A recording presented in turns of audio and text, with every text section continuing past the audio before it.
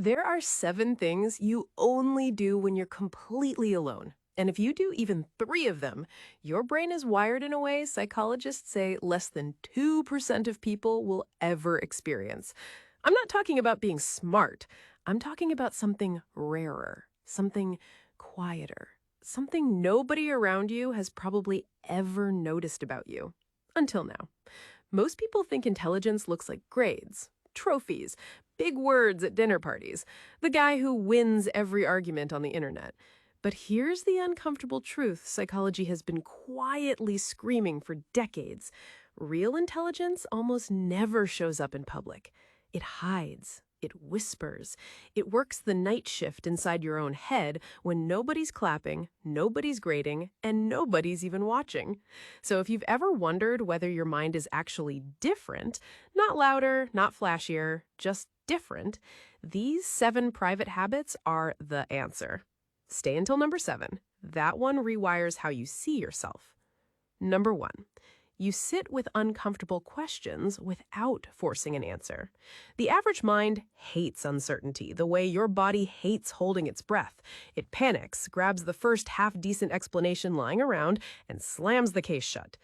But your brain does something almost unnatural. It just sits there, turning the question over, letting it breathe, refusing to grab the cheap answer just to feel safe. Psychologists call this epistemic patience, and brain scans show it lights up regions most adults never fully activate. If you've ever stayed with a question for days, not because you couldn't answer it, but because you refused to answer it badly, congratulations, you're already doing something extraordinarily rare. And here's the unsettling part. While everyone around you is sprinting toward closure, you're quietly building something they never will. A mind that can hold contradiction without breaking. That's not indecision. That's intellectual gravity. Number 2, you mentally argue against your own beliefs for fun. Most people spend their private thoughts cheering for themselves, replaying arguments they won, imagining comebacks, polishing the trophy of being right. But you catch yourself doing the opposite. You build the strongest possible case against your own opinion just to see if it survives. This is called active self-opposition, and it's the exact mental engine behind every major scientific breakthrough in history. Darwin did it. Einstein did it. And if you do it alone, in the quiet, with no audience to impress, your mind is operating on a frequency most people can't even tune into. Think about that for a second. While the world is busy defending opinions they barely chose, you're stress testing yours like a scientist. That's not self-doubt, that's intellectual courage, and it's almost extinct. Number 3, you study your own emotions like data. Anyone can feel angry. Anyone can feel anxious, but almost nobody stops and thinks, wait, why this reaction? Why this intensity? Why now? If you've ever sat alone, traced an emotion backwards through your day, your week, your childhood, like a detective following a trail, you're practicing a form of metacognition that most humans never access in their entire lives. You're not reacting to your emotions, you're decoding them. And that single habit separates reactive brains from genuinely intelligent ones more than any IQ test ever could. Most people are passengers inside their own feelings. You're the one reading the map. And once you start seeing emotions as signals instead of storms, something shifts. You stop being controlled by the very thing controlling everyone else. Number 4, you quietly rewrite your own past. Not the events, the meaning. Highly intelligent people don't revisit old memories for nostalgia. They revisit them for upgrades. That awkward thing someone said to you in 8th grade, you suddenly understand it differently at 30. That advice you ignored at 22, you finally see what it meant at 35. If you've ever been alone, washing dishes or driving home, and out of nowhere thought, oh, that's what that was actually about. That's not random. That's cognitive flexibility. Your mind isn't just storing information. It's actively reorganizing your entire life story in the background, like a writer editing a novel that keeps getting better. Number 5, you're obsessed with things that give you absolutely zero practical benefit. Most curiosity is transactional. People learn things to make money, impress someone, or fix a problem.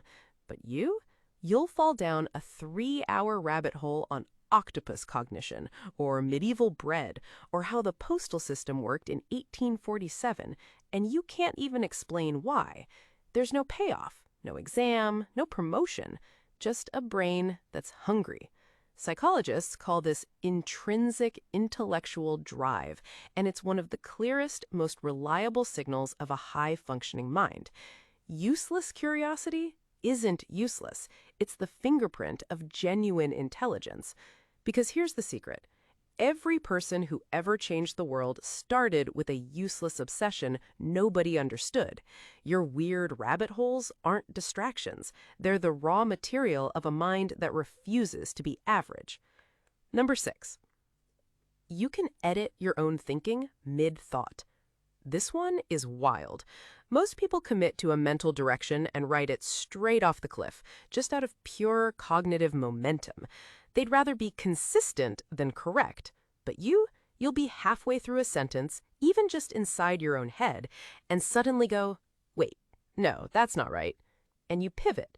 No ego, no flinch, no need to defend the version of you from 4 seconds ago.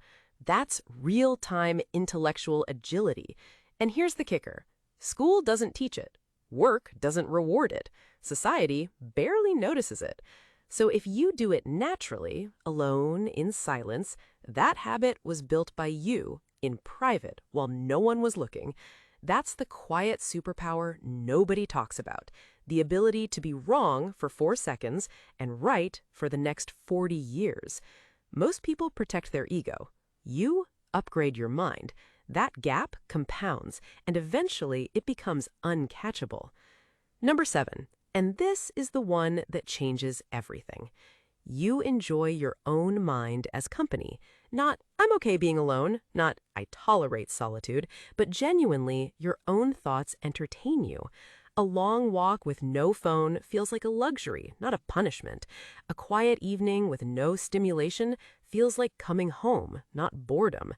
Psychology has a name for this.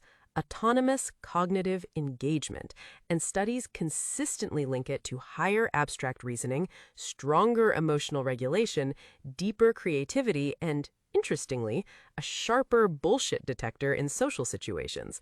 Because when your own mind is good company, you stop needing other people's noise to feel okay. You stop chasing distraction. You stop confusing stimulation with thinking.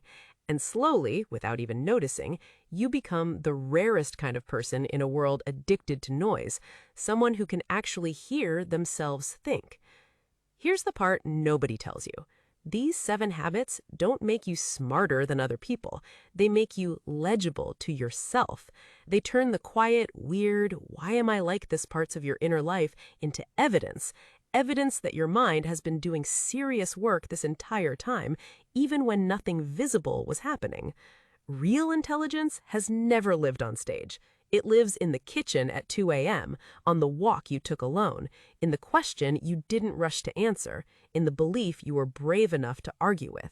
So, if even 3 of these felt like someone describing your own brain back to you, that's not a coincidence. That's a pattern, and patterns mean something.